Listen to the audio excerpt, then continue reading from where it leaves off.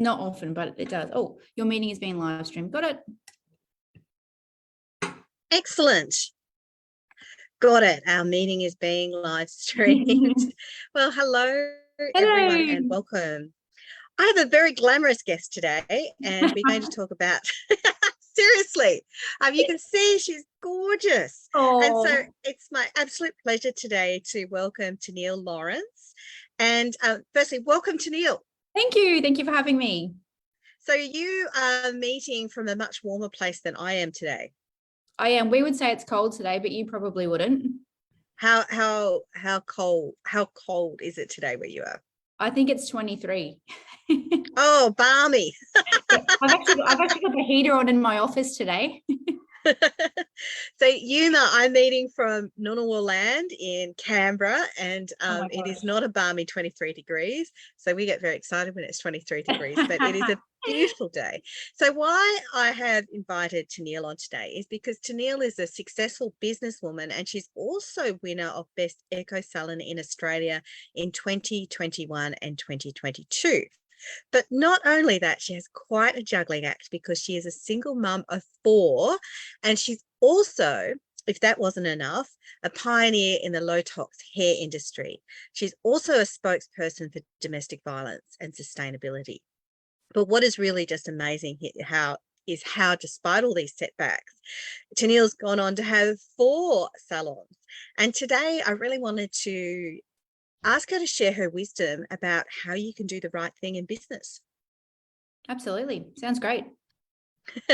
So let's start. Like, traditionally people, the usual thinking is that you've got to be a big bad boss, that you've got to, make those hard calls, and it's all about money. Is that your experience? Not at all. I went a completely different approach with my staff, and I have 29 of them now, I believe.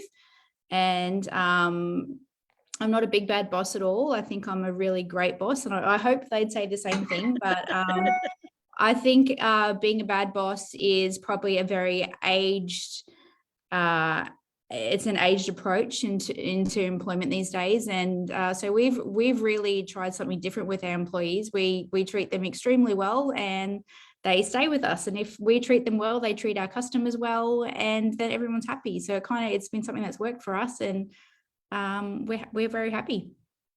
I love that approach. So was it 29 staff you have? Yes, 29. And I think we often forget that our staff are our biggest advocates. Like, I've worked for a department previously, a Commonwealth government department, and often they'd sort of treat their staff like almost like a problem to manage, like particularly when it came to social media, like, don't say anything bad. And it's like, actually, they're your biggest advocates. You want them to be saying good things. You want them to be saying good things about customers. Like, if they're meeting with a customer, I guess, and they say, oh, is this a good place to work? You want them to be saying yes. Yes, yeah, absolutely. We've tried to adjust our employment package to suit each individual employee, to make them happy and to make them stay with us, to make our business profitable. And it's something that has really helped, and it's something that's a little bit different in our industry because it doesn't happen very often. Fabulous. And I just want to acknowledge we have a number of people online, including a friend from Brisbane Vegas. Hello, Tracy. Make sure you check out Tenille's salons. And Tenille, I didn't actually mention the name of your salon. So please tell everyone the name of your salon and where they are. It's called Little Birdie Hair Co. And we have one in Wynnum and another one in Stafford in Brisbane. And then we have one further up north at Mooloolaba, which is on the eastern side near the beach. And we have one further up north at Gympie. Thank you. I know Mooloolaba because I grew up in Noosa. Oh, nice. Yeah, about 15 minutes away. It's not too far away there. So, Tracy, if you're in the neighbourhood, make sure to book and to check it out. So let's talk about your passion for sustainability. Sure. And I'm sure there's more we can talk about too in terms of the employment front. And if people do have questions, please put them in and we can come back to that. So what got you so interested in low-tox solutions? I had worked as a colorist for the best part of my career, so up to 24 years now. I had predominantly worked for external companies as well as owning salons. I had worked as a colorist, so I had been exposed to color pretty much most of my hairdressing career. And 3 out of my 4 pregnancies, I received chemical poisoning.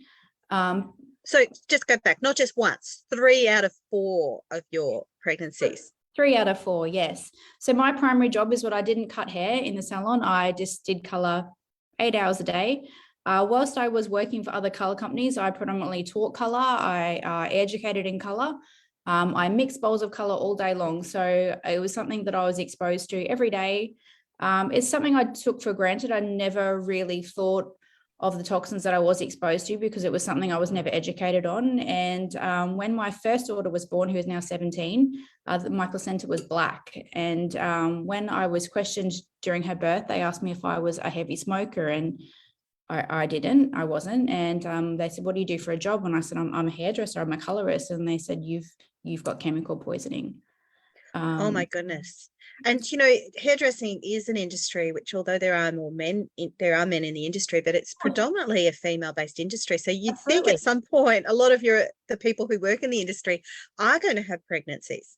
Absolutely. And we are 3 times more susceptible to getting breast cancer than, in our industry because of the chemicals and toxins that we use, which is like astronomical.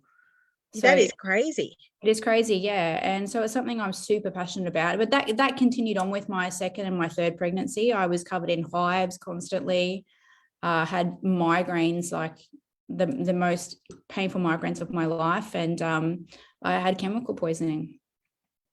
So wow.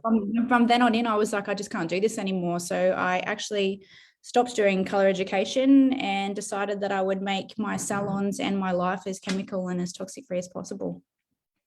And what was it like when you made that decision? Were there a lot of people doing this? I mean, I'm actually surprised that people supplying these products weren't saying anything.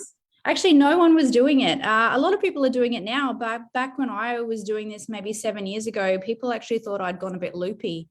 Gone a bit hippie. Gone a bit crazy. Yeah, no one was really doing toxic free hairdressing. I guess it was on the path of that way, but it wasn't something that was spoken about a lot. And I pretty much rid the salon of every toxin possible. So I was making my own cleaning products. I was making my own washing powder to wash the towels in. I'm sure clients thought I'd gone a little bit loopy as well. But once I was educating them on what was actually going on their hair and they were actually getting exposed to, they were actually gobsmacked. So, and it was educating yourself on what was actually on the bottom of that shampoo bottle. Like, if you look on the back of your shampoo bottle, do you know those 25 ingredients that are listed there? Because you don't. And I was saying to friends of mine, when you go to the hairdresser, do you know what brand of color they're putting on your hair? And they were like, I've got no idea.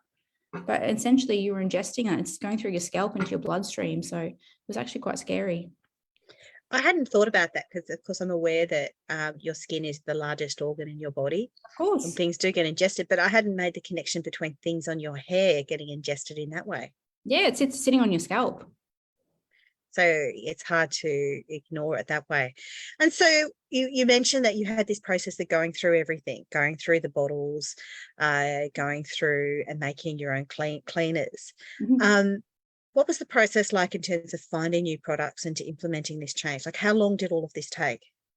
I was actually very lucky that in a previous job of mine, before I stopped doing education, I was actually working with a lab. I was actually making hair products. So I got a little bit educated and a little bit exposed as to what the chemical components and what was actually going into hair products. So I was educated enough to make some really conscious decisions. And it was hard trying to find substitutes, because what happened was, in a lot of products that were getting made, they were taking out the words such as ammonia, which was the danger word, and replacing it with another word or another ingredient which was twice as bad as ammonia, but it allowed them to take the ammonia word out of there.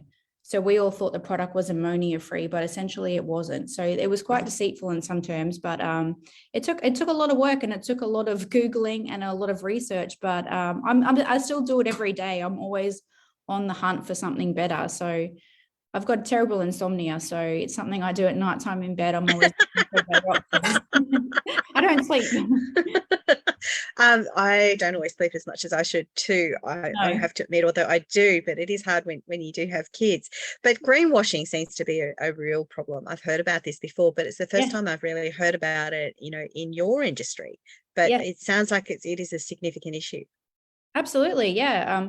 Even things like washing our towels, like in a hair salon, our washing machine is like, it's on for 12 hours a day. It's constant. And even the chemicals that are going through the towels, which I'm then putting on my client's head, like even to find a better option, like I think I've gone through 5 different companies now, to the fact that we use soap berries now because it's the most natural option I can find for my customers to use. And once I'm educating clients on, hey, this is what I'm using, they're going, oh, I don't even know about these things. I didn't even know what a soap berry was. Like, where can I find a soap berry? Or so it's fascinating, and it's quite humbling for me. And I do love being able to share that with our customers as well. Because some people do have allergies to a lot of commercial cleaners. Yeah. I can't handle fabric softeners. It There you really go. upsets me. Yeah. I've never used them. I just don't see the role or the point. I did notice, like in the hairdressing industry as well, that color was getting made cheaper and cheaper and cheaper. It was getting made offshore, so the chemicals were getting more and more toxic. And in salons that I was going to for my job, I found that there was more and more customers having anaphylactic reactions. It was something. Wow. It was happening more and more often, and I knew what was going on because I could see that the toxins were getting more and more. People, it was astronomical what was happening, but the connections just weren't being made. So let's go back to this anaphylactic reaction. So you've got a client, they want to come in because they want to look fabulous. Maybe they've been having a bad day, and the next thing they're having an anaphylactic reaction. Yes, it happens. It's something at hairdressers we probably don't speak about enough, but it definitely happens. Yes, we test patch. So as a hairdresser, this is something we're taught in college. We test patch on skin for a client not to have a reaction, but it does happen. Clients are allergic to toxins. There's a long list of things they can be allergic to. So it does happen. And the more toxic color brand is, the more susceptible you are to having a reaction. And so the next thing, the ambulance is there. Like, how does all this work? Yeah. The ambulance is called. They generally will have breathing problems. They'll start off with a red rash. They'll sometimes have breathing problems. Their face will go red. It's very scary to watch. And you can imagine for a second-year apprentice, he's rinsing that off at the basin, and the client starts going, I can't breathe. It's terrifying. And in my salons, I've never had that happen. Using the product you do now. I've never had it happen. Wow, well, that's another reason to go to your salon. And funny, since I've had a toxic-free life, and since I've been around, I work in a hair salon, I myself have never come up in hives since. Wow. So all of those things make a huge difference. Absolutely. Yeah. I don't go home smelling like a hair salon anymore. I don't have that constant smell of color up my nose all day. And people do comment on, they walk into my hair salons and they say, oh, this doesn't smell like perm solution, or this doesn't smell like a hair salon. And I'm like, it shouldn't. It should just smell like any other business. It doesn't have to smell like a hair salon. It shouldn't smell like chemicals. It is, because it is, now that you mention it, it is a very strong smell. Like, even if you're like in a shopping mall or something, you can smell when there's a hairdressing salon nearby. Yeah, you shouldn't have to smell that. For those of us who are watching, please pop in and say hi. Please leave a comment. Petria Smith has said, definitely the best employment package I've ever had. Tenille is wonderful to work for and with. Beats to my heart. So you obviously have staff that do value you and treat you very well. And has this been part of your success, the relationship that you have with your staff and your customers? Yes, I treat them like they're my family. They are my family. There's 29 of them, and they are my family. I never ever treat my employees like I'm above them. We are all the same people. I'm no better than them. We're all on the same level. If they're in the hard yards, I'm in there with them. Like, if they're having a bad day, I'm in there with them. Like, we are all at one. I love fabulous.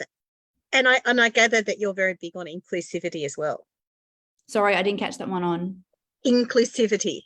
Oh, absolutely. Yes, absolutely. No one is any different in my eyes. We are all the same. I don't care if you're a unicorn. I don't care if you're Shrek. You're all the same in my eyes. Well, that's a good way of putting it. I've just sort of have this mental image now of Shrek working in a hairdressing salon. Yeah, I love them all the same. And if Shrek's good with hair, well, why not? Why not? If he can do some foils, I'm okay with that. Fabulous. And so with this kind of environment, are there times when you have discord that you have to manage? How do you manage that? Absolutely. Like let's not sugarcoat it. There definitely is times with 29 staff that it's not all roses. We do have days when things aren't smooth sailing. And I think being open and honest is something that is also helped me with dealing with staff as well. Like generally I find if something's happening in the salon, there's a reason why. If something's going on with someone in the salon, there's a reason why. And being open and honest and feeling like they can approach me as well. Knowing that my door's always open and just come and chat to me as a human being. Hey T, I'm having a bad day. Can we have a chat about it? And I find that really helps. That's a really important thing, because often we don't know what's happening in people's lives and what their backstory is. We just sort of see the symptoms of that, which is the non-performance. Yeah. I think it's having that mutual respect. I'm respecting you as a human being. You respect me as a human being, and we'll work it out together. I remember in my previous department, I was attending some kind of, I don't know, leadership session or something like that. And one of the managers said that she made a rookie error when she was first promoted. And like, obviously, I don't know any of the people involved, so it's sort of, I'm relating it about third hand, but it's something that's always struck me, and something I sort of relate to. And she said she had this lady who had been performing really well and then wasn't performing well. So she sort of slipped off the radar. And so she called her in her office and sort of did the whole, I'm a new manager, I better manage this. Well, you're not meeting, your milestones, you're not delivering on time, you better, shape up, you better do a better job kind of talk. So she had that kind of conversation. And then not long after, this lady left and she sort of went, oh, I didn't think I was that much of a bad boss. Like, oh, okay, but she's left. That's how it is. And then much later, she learned that this lady had actually been going through domestic violence and sleeping in her car with her children at the time. And obviously she didn't feel that she shared it. And this manager said that she carries this lady on her shoulder now. It's been such a lesson for her. Absolutely. You don't know what's happening in people's lives. Absolutely. And what a lesson to have learned from that. Exactly. You don't know what's happening in somebody's life. Yeah, and it's not something you're going to just say, oh, yes, I know I'm doing crap at work, but there's a reason I'm not performing at work. Absolutely. There's so much going on, and, you're feeling, quite downtrodden as well. And what a way to lose possibly a great employee. Well, yeah, if the converse, this lady who's a manager relates this as an example of where she really could have had more empathy, and she's, like I said, she certainly learned from that. So it's not a criticism of her, and it takes a lot of vulnerability, I think, to share a circumstance like that where it's not necessarily been the right thing. But I understand that this is also a space where you are quite an advocate for assisting women as well. Yes, absolutely. We are the first hair salon in Australia to be going through an accreditation to be an advocate for white ribbon, which is huge for us. I mean, we do have predominantly female clients. We do predominantly employ women, although we do have some men we employ, and we provide a safe space for women. And it's, when women are sitting in our chair, they share a lot of things with us, and it's important for us to be able to have the tools to safely be able to help them. It's something that I've experienced in my past, and I wish someone had been able to give me some advice and steer me in the right place. So we are a safe zone at the salon. We are open pretty much every night. And we are a safe zone. So we do have people that rock up at our door with their children and say, hey, I've got nowhere to go. Can you please help me? And it does happen. It happens. And we have been able to give them the tools and support and say, here's a local shelter. How can we assist you? How can we help you? So that's something I'm super proud of. And it's something I will always continue to do in my salons. Wow. And you're right. Like as a stylist, you are in a privileged position. It's not just that you are doing someone's hair, you are having a relationship with them. And of course, if you're having a bad hair day, it's usually not just a bad hair day. There's things going on in your life. And, if you're not feeling fantastic about your relationship or other things, what will you go and do? Usually you'll go, if you can afford it, you'll go and get a good haircut. And they're in a vulnerable position when someone's in your chair, they're feeling vulnerable, and sometimes that's the time they want to share with you, or they don't have someone else they can talk to. So they'll come in for the pure fact that they want to speak to someone about what's going on in their life for 2 hours. And as a hairdresser going through college, that's something you're never taught. You're never taught with, hey, how do I help someone who's come to me crying in a situation? How do I help this person? So it's something that I always promised myself that I would educate my staff on and be able to provide a haven for women. So I'm proud of that. Wow. And you're right. I think you are uncovering that there are a lot of things that you are now doing that you weren't taught when you were starting Absolutely. out. But I gather you are now teaching your staff about how to work in a different way. Yeah, I think we're starting a bit of a new evolution of hairdressers here. They're a bit more mindful of what's going on in hairdressing other than just doing hair. Doing hair is actually the easy bit. It's all the other things that are coming along, you know, the evolution of hairdressing, the sustainability, the being kind, helping others in need, using our platform for other things than just doing hair.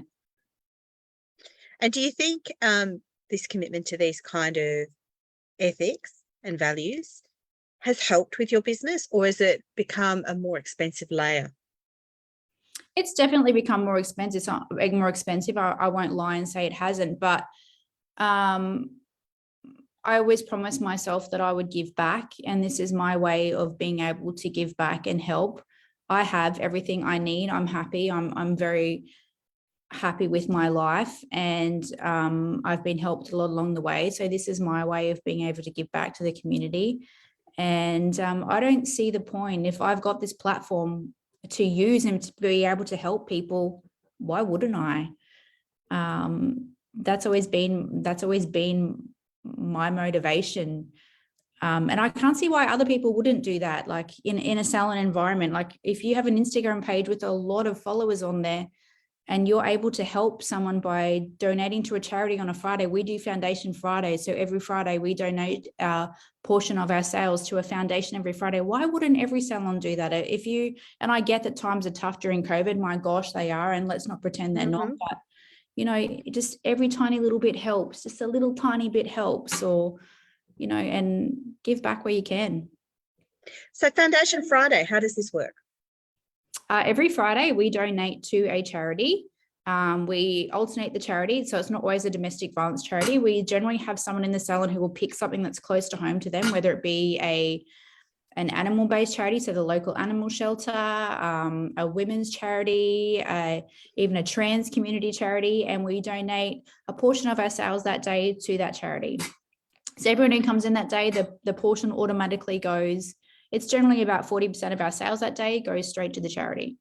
So around about 40% of your sales on a Friday goes to a charity of choice. Yes, yep, definitely. That's a huge commitment for a small business. Now, I know you've got 4 salons, so you're not small, but you know the definition of small and medium enterprise, you fall within that. Yeah, that is huge. So, and how has that affected your bottom line? I think we account for it in our bottom line, and it does affect it, definitely, but it's a commitment that I've always made. Like I said, it's something that I always thought I would give back to. And, you know, there was weeks during COVID, we weren't able to do that because could you say that again? It's my watch going off. Sounds like you need to say it again anyway. Yeah. And let's be realistic. There was months in COVID we didn't do that because we were paying 29 staff and we were shutting down. So it's not something we've always been able to do. But in the months that we've picked up from COVID, it's something that I will continue to do. Yeah. Wow. And we do a lot of fundraising for local communities. We've done a lot of pride events. Yeah, where we can, we give back. And so how has your community responded to this? Very appreciative. Yeah, very appreciative. Yeah. And I'm gathering that this is something that's come very much from your heart, and it's not a marketing gimmick, but has it also improved your brand? Yes, I'd say it's probably improved the brand. I'd say we definitely get a nicer type of clientele who come in who are appreciative. They would come to our salon because on a Friday, because they know that a portion of their hair will go towards giving to a particular charity. We are a vegan salon, so they like to bring their dogs in on Friday if we're giving to a dog charity. Yeah, definitely. It has attracted a certain type of clientele, and I'm okay with that. I love that. We just did Pajama Friday. People come in their pajamas. Like, that's great. I love that. Wow, that sounds fabulous. That sounds like something that I would like in Canberra, where I can wear my flannels. There you go. My I think to dressing Sapa, gown. like, is it okay if we wear pajamas every Friday? And I was like, oh.